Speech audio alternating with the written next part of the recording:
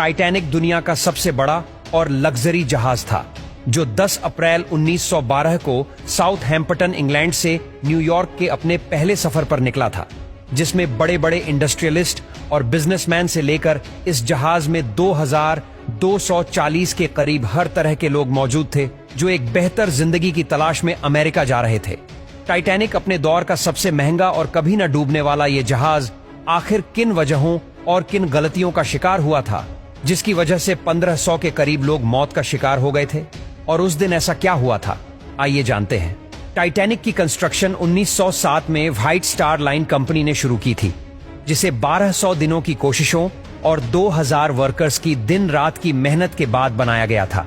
इसे बनाने में उस वक्त $7.5 मिलियन का खर्चा हुआ था, जो आज के वक्त $198 मिलियन बनते हैं।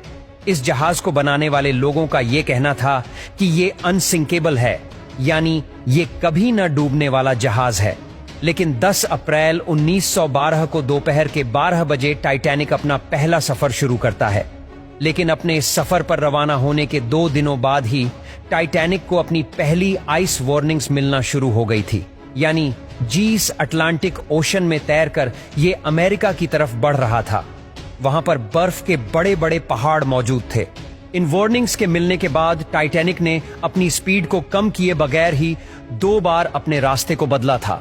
2 दिन बाद 14 अप्रैल को फिर से टाइटैनिक को 7 आइस वार्निंग्स मिली थी, लेकिन कैप्टन और क्रू मेंबर ने उन वार्निंग्स को इग्नोर कर दिया था।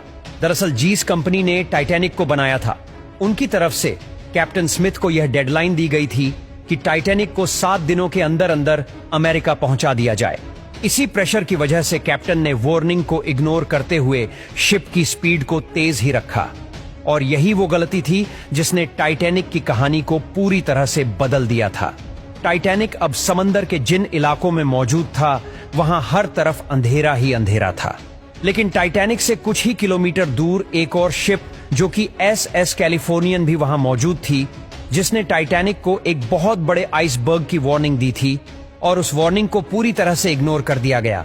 फिर कुछ ही घंटों बाद शिप के क्रू ने कुछ ही दूर एक बहुत बड़े आइसबर्ग को देखा, जिसने उन लोगों के रोंगटे खड़े कर दिए।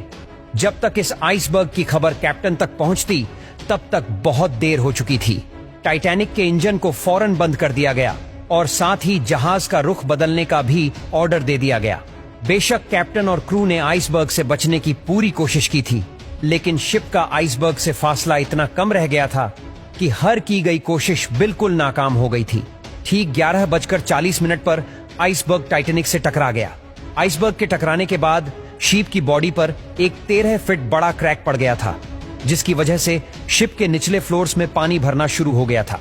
टाइटैनिक धीरे धीरे समंदर में डूबता जा रहा था। जहाज में हर तरफ अफरा तफरी का आलम बिछ गया था और हर किसी को अपनी जान बचाने के लाले पड़े हुए थे।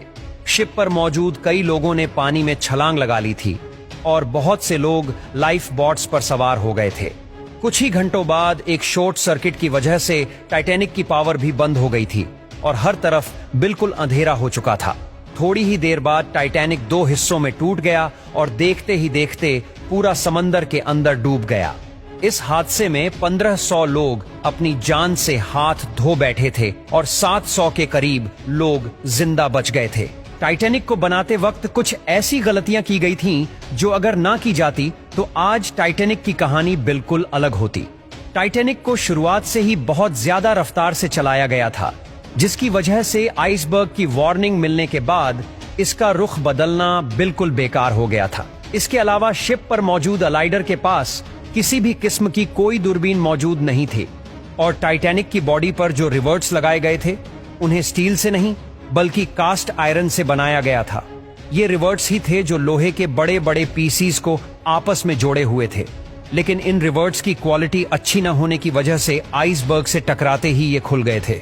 टाइटैनिक जहाज पर टोटल 32 लाइफ बोट्स की कैपेसिटी थी, लेकिन फिर भी कोताही की वजह से सिर्फ 20 लाइफ बोट्स को ही जहाज पर रखा गया था, और अफरा तफरी की वजह से उन कश्तियों को भी पूरी भरे बगैर समुद्र में उतार दिया गया था। कश्तियों पर सिर्फ अमीर लोगों को ही बिठाया गया था। अगर कश्तियों को पूरी भरी जाती तो आज शायद उस हादसे में जाया होने वाली इंसानी जानों की तादाद बहुत कम होती। समुद्र के जिस हिस्से में टाइटैनिक डूबा था वहां पानी का टेम्परेचर -2 डिग्री सेल्सियस था। यानी जिन लोगों ने पानी में छलांग लगाई थी वो चंद ही मिनटों में बर्फ बन गए थे। टाइटैनिक की ये दिल दहला देने वाली खबरें देखते ही देखते पूरी दुनिया में तेजी से फैल गई थी। टाइटैनिक अपने पीछे इतनी मिस्ट्रीज और इतने सवालों को छोड़ गया था जिसे ढूंढने के लिए और उन सवालों का जवाब तलाश करने के लिए दुनिया भर के साइंटिस्ट और रिसर्चर्स दिन रात कोशिशों में लगे हुए थे। पूरे 73 सालों बाद टाइटैनिक को समंदर की 4000 मीटर की गहराइयों से ढूंढ लिया गया।